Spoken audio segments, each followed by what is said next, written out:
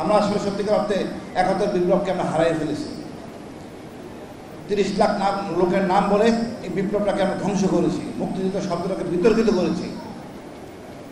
যেই ঘোষণা দেওয়ার কথা ছিল শহীদ জিয়ার, যেই ঘোষণা দেওয়ার কথা ছিল শেখ মুজিবুর রহমানের, উনি দেননি।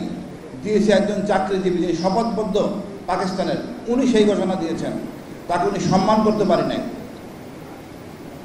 তার পরবর্তী ওনার শেখ মুজিবুর রহমান ৩০,০০০ মুক্তিযোদ্ধাকে মেরেছেন, আর শেখ হাসিনা এসে সব কিছু ওভাররান করে গেছেন। শেখ হাসিনা শহীদ জিয়ার উত্তম খেতাবটা পর্যন্ত নিয়ে নিয়েছেন। তা আমাদের এখন সময় হয়েছে সময় হয়েছে শেখ মুজিবুর রহমান আমল নামে চর্চা করার। উনি এই দেশের স্বাধীনতা চান নাই, মিথ্যাচার করেছেন। উনি পাকিস্তানে প্রধানমন্ত্রী হইতে চেয়েছিলেন, তারপর দেশে ফিরে এসে সবটাই নিজে করে ফেলেছেন। ভুলে গেছেন শহীদ জিয়া, জান ওসমানী, তাজউদ্দিন সাহেবের কথা।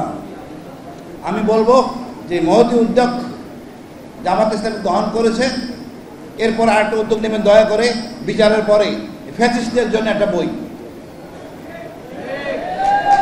এখানে কারা কারা ফ্যাসিস্ট ছিল, কতটা ফ্যাসিস্ট, 1030 জনকে একজন ব্যক্তি মানে নিজে হাতে গুলি করেছেন, আর কতটা নির্মম, রক্ত আর মাথার মানে মানে কি মগজ গায়ে লাগলে স্পষ্ট, মানে উনি উজ্জীবিত হন।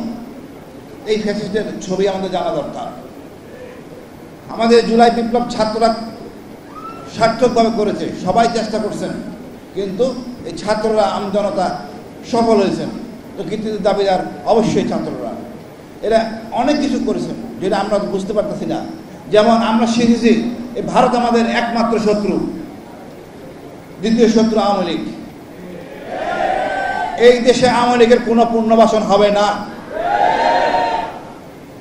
এই যে আগস্ট নিয়ে ফাইজলামি করতেছে, আমরা প্রতিহত করব।